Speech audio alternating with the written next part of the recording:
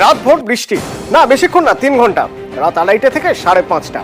এই 3 ঘন্টার মধ্যে কতটা বৃষ্টি হতে পারে? 150 মিলিমিটার বৃষ্টি হয়েছে, আর তার ফলে রাজধানী বেহাল। রাজধানীর এমন অবস্থা, দিল্লির ভিভিআইপি এলাকাগুলো সেগুলো প্রায় জলে ডুবে গেছে। সাংসদ বিধায়কদের বাসভবন জলে ডুবে গেছে। দিল্লির প্রায় প্রতিটি রাস্তারই এখন এরকম ছবি।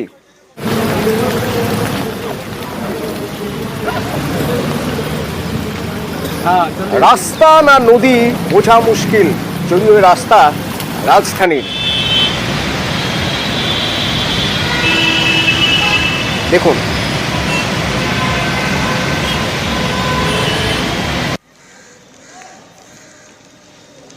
সচরাচর এই এত খারাপ অবস্থা হওয়ার কথা নয়, কিন্তু কম সময়ের মধ্যে বেশি বৃষ্টির ফলেই এই হাল।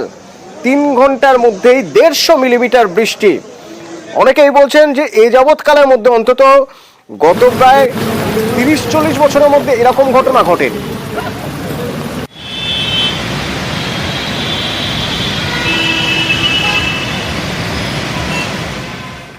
আর এই প্রবল বৃষ্টিতেই ঘটে গেল অঘটন।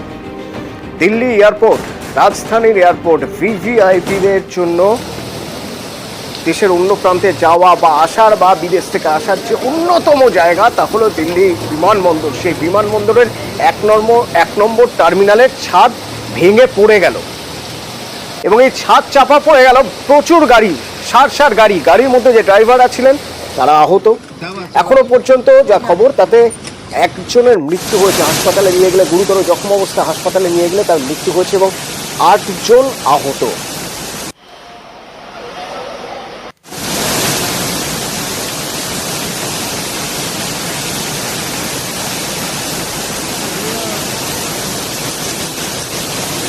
দেখুন কিভাবে ভেঙে একটা সাইড হয়ে গেছে, বেঁকে গেছে ছাদ, একটা টার্মিনালের ছাদ বেঁকে গিয়েছে। সেক্ষেত্রে তড়িঘড়ি 2 এবং 3 নম্বর টার্মিনাল ব্যবহার করা হয়েছে যাত্রীদের সুরক্ষার জন্য, যাত্রীদের সরিয়ে দেওয়ার জন্য, এবং কিছুক্ষণের জন্য বিমান পরিষেবা ব্যাহত ছিল।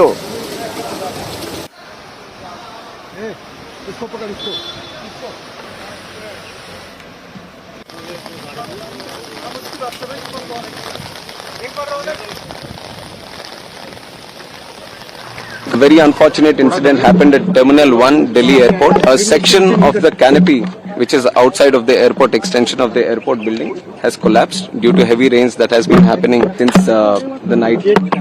We want to express our condolence to the life that has been lost in this tragic incident also. 4 people have also been injured. As soon as the incident happened, it has come to our notice and we have reacted immediately. We have immediately sent the emergency response team, the fire safety team, CISF, NDRF teams. Everyone was available at the site and everything is being thoroughly inspected so that any other untoward incident does not happen here. ये तो सरासर ministry of civil aviation का failure है, बहुत दुखद घटना है। इस पर मिनिस्टर फॉर सिविल एविएशन को बयान देना चाहिए और क्या रेमेडियल स्टेप उन्होंने लिया इसको उन्हें बताना चाहिए। ডোল পলিটিক্স বলা হয়েছিল ভাতা, অনুদান, কিন্তু সেই যে বিজেপি ভোটের আগে এই প্রচার করেছিল, সেই বিজেপির এনডিএ লক্ষ্মীর ভান্ডারের মতোই ভাতার ব্যবস্থা করলো মহারাষ্ট্রে। মমতার ভান্ডার মহারাষ্ট্রে, টিএমসি সরকারের পথেই মহারাষ্ট্রের এনডিএ সরকার। মাসে মাসে 1,500 টাকা দেওয়া হবে। কারা পাবেন? 21 থেকে 60 বছর বয়সী মহিলারা প্রত্যেকেই প্রতি মাসে 1,500 টাকা করে পাবেন এবং তা পাবেন জুলাই থেকেই।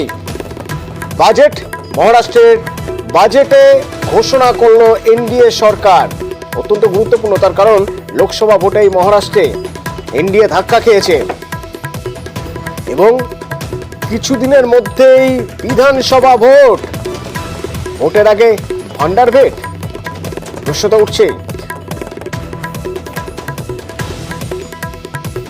मुख्यमंत्री माझी लाडकी बहीण योजना ही महत्वाकांक्षी आणि व्यापक योजना आज मी घोषित करत आहे। महिलांचे आर्थिक स्वातंत्र्य व स्वावलंबन, आरोग्य व पोषणासहित सर्वांगीण विकासासाठी या योजनेअंतर्गत वय 21 ते 60 वर्ष वयोगटातील पात्र महिलांना शासनातर्फे दरमहा 1,500 रुपये प्रदान करण्यात येतील। योजनेची अंमलबजावणी जुलै 2024 पासून करण्यात येईल।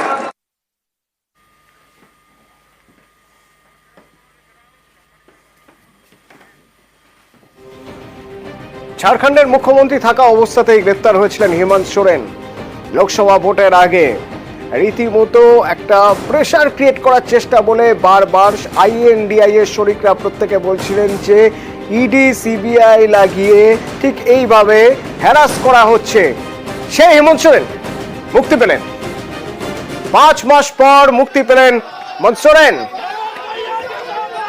ঝাড়খণ্ডের প্রাক্তন মুখ্যমন্ত্রী যে সময় গ্রেপ্তার হয়েছিলেন সে সময় তিনি মুখ্যমন্ত্রী ছিলেন এবং তারপর মুখ্যমন্ত্রিত্ব ছেড়ে দেন তিনি। জমি দুর্নীতির অভিযোগে এনফোর্সমেন্ট ডিরেক্টরেট গ্রেপ্তার করেছিল হেমন্ত সোরেনকে 31শে জানুয়ারি। 5 মাস পর হেমন্ত সোরেনের জামিন, মুক্ত ঝাড়খণ্ডের প্রাক্তন মুখ্যমন্ত্রী হেমন্ত সোরেন। कभी कभी ये चिंता होती है कि जिस प्रकार वर्तमान समय में राजनेता, समाजसेवी, लेखक, पत्रकार जैसे लोग बड़े सुनियोजित तरीके से उनकी आवाजों को बंद करने का प्रयास किया जा रहा है और न्याय पाने में जो वक्त लगता है वो वक्त बड़े सुनियोजित तरीके से लोगों के लिए मुसीबत खड़ी कर रही है। एक झूठे मनगढ़ंत कहानी गढ़कर मुझे 5 महीनों तक जेलों के अंदर रखा। दिल्ली में मुख्यमंत्री हैं और न्याय की प्रक्रिया हो रही है कि बरसों लग रहे हैं।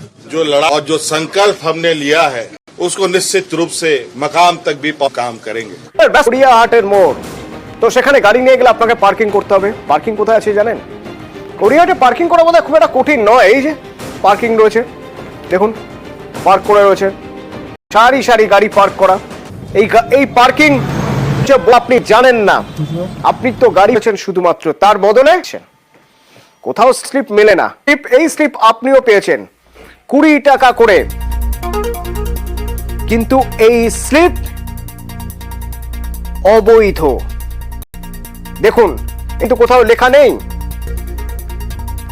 কলকাতা কর স্লিপ, কলকাতা মিউনিসিপাল। এইরকম কটার সময় আপনি গাড়ি রেখেছেন, কটার সময় গাড়ি আপনি নিচ্ছেন, পুরোটা লেখা ভালো করে।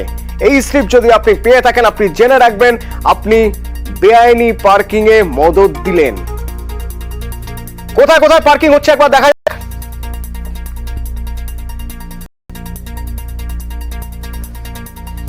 গোলপাড় থেকে গড়িয়াহাটের দিকে যদি যান, ডান দিকে পরপর বেআইনি পার্কিং। আবার গড়িয়াহাট থেকে বালিগঞ্জের ডান দিকে, বাঁদিকে দেখুন গড়িয়াহাট থেকে বালিগঞ্জ যেতে গেলে বাঁকে কেএমসির বরাদপ্রাপ্ত কোঅপারেটিভের পার্কিং রয়েছে যেটা বৈধ, কিন্তু ডান দিকের যে পার্কিং গুলো অবৈধ।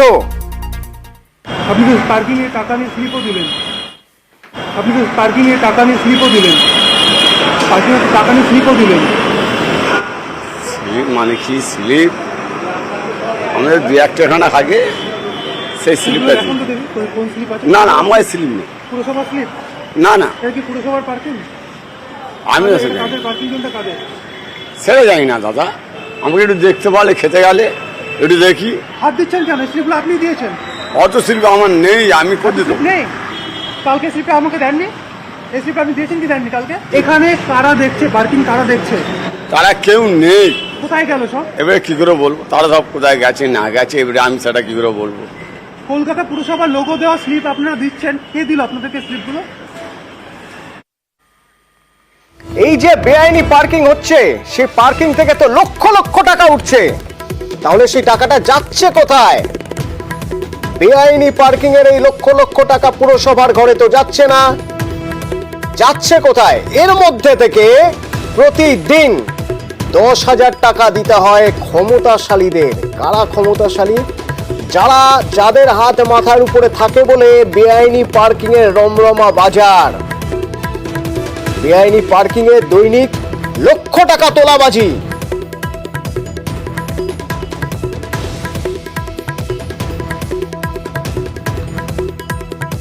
পার্কিং আমরা দেখতে শুরু করেছি এবং আমরা ইতিমধ্যেই বলেছি এবং আপনারা জানেন যে আমাদের কোনটা বৈধ পার্কিং কোনটা অবৈধ পার্কিং এটা কলকাতা পুরসভার ওয়েবসাইটে দেওয়া আছে, সেহেতু এটা অনেক দিন আগে থেকেই দেওয়া আছে। আমাদের এখন যেটা নজর রাখতে হবে যেখানে অবৈধ আছে সেটা যাতে না হয়, সেটা আমরা ইতিমধ্যেই পুলিশের সঙ্গে কথা বলেছি, আমরা চেষ্টা করি।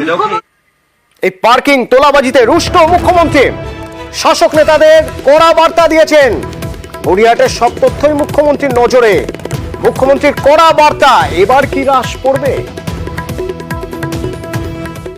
ইল্লিগাল পার্কিং জোন, এরা পুলিশ নেতাদের টাকা খেয়ে অনেক জায়গায় ইল্লিগাল পার্কিং জোন তৈরি করেছে। আমি যেমন আলিপুরে সম্পন্ন একটা করে দিয়েছি, সেই রকম হাতিবাজার এরিয়া ওখানে একটা করে দিলে মানে সাউথ নর্থ বেহালা একটা ইল্লিগাল পার্কিং আছে, ভেঙে দিতে হবে। কেউ কেউ টাকা খেয়ে ইল্লিগাল পার্কিং দিয়ে দিচ্ছে এবং সবচেয়ে বেশি ইল্লিগাল পার্কিং আজকে বিজেপির আছে। If I am not wrong, আমি উইদাউট ইনভেস্টিগেশন কোনো কথা বলি না। কত ইল্লিগাল পার্কিং আছে আমি বিনীতকে বলবো কলকাতায় আমায় দিতে, আর রাজারহাটে নিউ টাউনে হাওড়ায় কত আছে মনোজ আমায় দেবে, আসানসোল থেকে শুরু করে দুর্গাপুর থেকে শুরু করে, সেইগুলো লিগাল পার্কিং হওয়ার উপযুক্ত জায়গা কিনা আমায় বলতে হবে। যদি লিগাল হয় টেন্ডার প্রসেসে যাবে, সেন্ট্রাল ওয়াইজ টেন্ডার হবে এবং টেন্ডার করে এটা মেয়র নিজে দেখবে, দেখে রিপোর্ট দেবে, করে আমাকে পুরো লিস্ট 15 দিনের মধ্যে দিতে হবে।